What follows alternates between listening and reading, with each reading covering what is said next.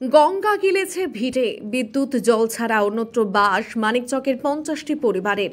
ভিটে মাটি গিলে নিয়েছে গঙ্গা, যা যতটুকু বাঁচানো গিয়েছে সলিল সমাধি থেকে তাকে সম্বল করে অন্যত্র মাথা গোজা। তবে নামমাত্রই বেঁচে থাকা, নেই পানীয় জল, নেই বিদ্যুৎ, অন্ধকারে গরমে কোনো মতে চলছে দিন যাপন। এমনই অসহায় অবস্থা মালদার মানিকচকের গোপালপুরের বাসিন্দা 50 থেকে 60টি পরিবারের। একসময় তাদের বাড়ি ছিল উত্তর হুকুমটোলায়। 1.5 বছর আগে বাড়িঘর গঙ্গায় তলিয়ে যাওয়ার পর ইংরেজবাজার ব্লকের নীলকির ভবানীপুর এলাকায় তাদের থাকার ব্যবস্থা হয়। তবে পানীয় জল বা বিদ্যুৎ কোনোটাই এখনো জোটেনি এই পরিবারগুলির। বিদ্যুৎ সংযোগের আবেদনে বারবার রথবাড়ির বিদ্যুৎ দপ্তরে গেলে তাদের তাড়িয়ে দেওয়া হয়েছে বলে অভিযোগ। পানীয় জলের জন্য বেশ অনেকটা দূরে যেতে হচ্ছে।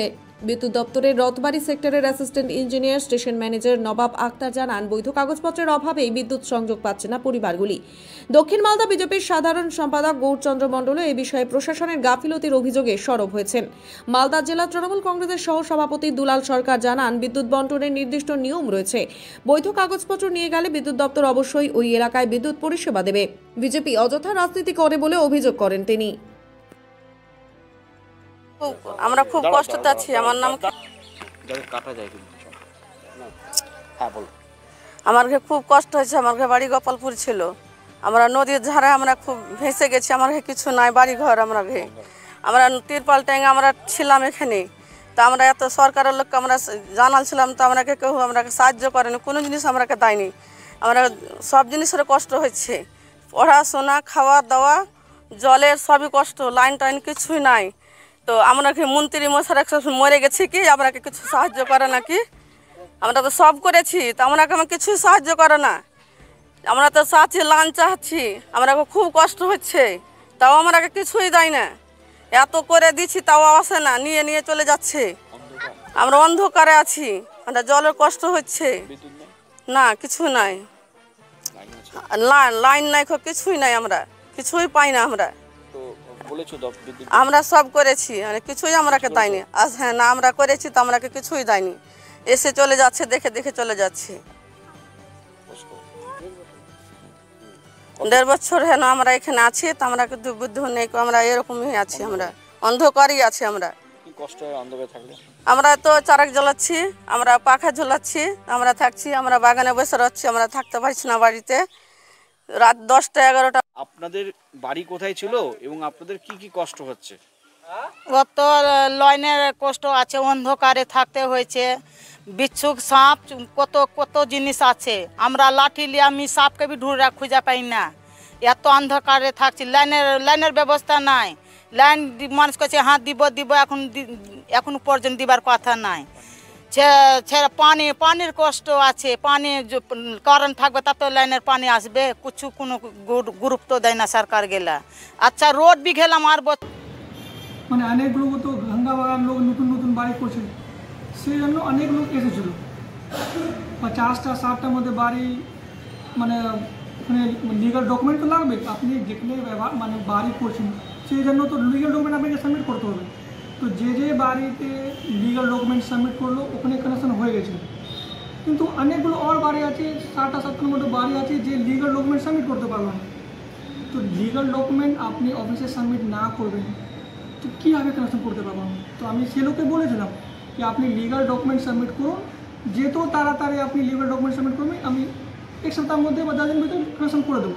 কিন্তু আপনি লিগাল ডকুমেন্ট না সাবমিট করবেন, আমি কী করতে পারবো? পাবলিককে তো বুঝতে হবে, তো সেটাই বক্তব্য। এরকম তো ডিপার্টমেন্ট তো সেরকম সেই জন্য তো আছে। অনেকগুলো আপনার গ্রামে তো অনেকগুলো কেবলিংকে কাজ করছে, তো ভবানীপুর জন্য হলো বা ফুলবাড়ি জিপির জন্য হলো, অনেকগুলো জিপিতে কাজ করছে। ডিপার্টমেন্ট তো সেই জন্য তো কাজ করছে, কিন্তু পাবলিক মানে কাগজ লিগাল ডকুমেন্ট সাবমিট না করবে বা মানে কী বলবো কি আধার কার্ড সাবমিট। বিদ্যুৎ বন্টনের একটা নিয়ম আছে, বিদ্যুৎ পায় না এরকম বললে না। শহরে যতটা আমরা গ্রামেও দেখি, বিদ্যুৎ অনেক জায়গায় নিয়ম বহির্ভূতভাবে নেতাদের প্রেসারে, যেমন পিডব্লিউডির অনেক জমিতে দিয়েছে, যেগুলো আজকে ভাঙা হচ্ছে, কাটা হচ্ছে, তাদের কিছু নিয়ম আছে। ভারতীয় জনতা পার্টি হলো ক্রিমিনালের একটা চিড়িয়াখানা। আপনারা দেখবেন ভারতবর্ষের যত বড় বড় ক্রিমিনাল রাজনৈতিক ব্যক্তিত্ব দুর্নীতি করেছে, তারা বিজেপি থেকে বড় নেতা হয়েছে। মালদাতেও মানিকচকের 2 বছর আগে ওখানে জেলা পরিষদের সভাধিপতি ছিলেন গৌরচন্দ্র মণ্ডল। আমরা তৃণমূল থেকে দুর্নীতির জন্য তাকে সরাবার চেষ্টা করছিলাম, তিনি বিজেপিতে চলে গেছেন। ভবানীপুর যেখানে মানিকচকের লোকগুলো বাস করছে সেই এলাকাগুলো ইন্দিরবাজার বিধানসভার বিধায়িকা যিনি আছেন, সাংসদ 2বার সংসদের নির্বাচনে দাঁড়িয়েছিলেন, তিনি ওখানে গিয়ে হাওয়া দেখেছেন, তিনি এই কাজগুলো করেনি, ফুটে দাঁড়িয়েছেন। বিজেপি কিছু করে না, কথা বলতে হয় সেই চেয়ারে বসে, কারণ তাদের কথা বলার কোনো জায়গা নেই। ওদের একটা গদ্য আছে, গরুর রচনা বলে গরুর 4টা পা বলবো, 2টো কান বলবো, একটা লেজ বলবো। বিজেপিরও সেটা একটা, ওই ছাড়া কিছু বলার নেই। এবার মানিকচকের লোকগুলো তারা কেন চলে এসছে ইন্দিরবাজারে বসবাস করছে সেটা তো সরকার বসায়নি। সরকার গঙ্গা ভবনে কেন্দ্রীয় সরকারের কাছে বারবার আবেদন করছে এবং এখানে বিজেপির লিডাররাও করছেন না। বড় বড় লিডাররা মিটিংও এসছেন, শুভেন্দুবাবু বিটিপি দলদার তিনি মানিকচকে বড় মিটিং করেছেন। তোমার উচিত ছিল মানিকচকে যখন মিটিং করেছে ওখানকার বাংলা ভবনের লোকগুলোর জন্য কেন্দ্রীয় সরকারের কাছে তারা করে না। যে লেকগুলো হঠাৎ করে কোনো জায়গায় বসে গেছে, বসতেই লাইন দিতে পারে না, কারণ ওই যে জায়গাটার ইংলিশ বাজার ব্লকের মিল্কি গ্রাম পঞ্চায়েতের ভবানীপুরে 50-60টা পরিবারের বসবাস। তারা মানিকচক ব্লকের গোপালপুর অঞ্চলের উত্তর হুকুমত তোলার গঙ্গা ভাঙনের লোক, তারা সেখানে বসবাস করছে। অথচ এই সরকার, মাননীয়ার সরকার, পিসি ভাইপোর সরকার, এই কাটমানি চোরেদের সুরক্ষা দিতে ব্যস্ত এবং গোটাটা রাহাজানি চলছে, সাধারণ মানুষের কথা ভাবে না।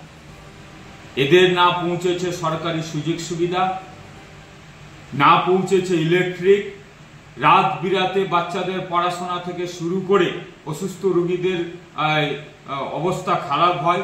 তারা বাগানের মধ্যে গরমের এই প্রচন্ড দাবদাহে বাগানে ঘুমাতে হয়, আম বাগানে গিয়ে, কিন্তু ইলেকট্রিক দপ্তরে অ্যাপ্লিকেশন করা সত্ত্বেও এখন পর্যন্ত তারা ইলেকট্রিক পায়নি। কদিন আগে বিদ্যুৎ মন্ত্রী বলেছেন অন্ধকারের পশ্চিমবাংলায় জায়গা নেই। এসে দেখো 50-60টা পরিবার এখনো 1.5 বছর থেকে সেখানে ইলেকট্রিক পৌঁছায়নি।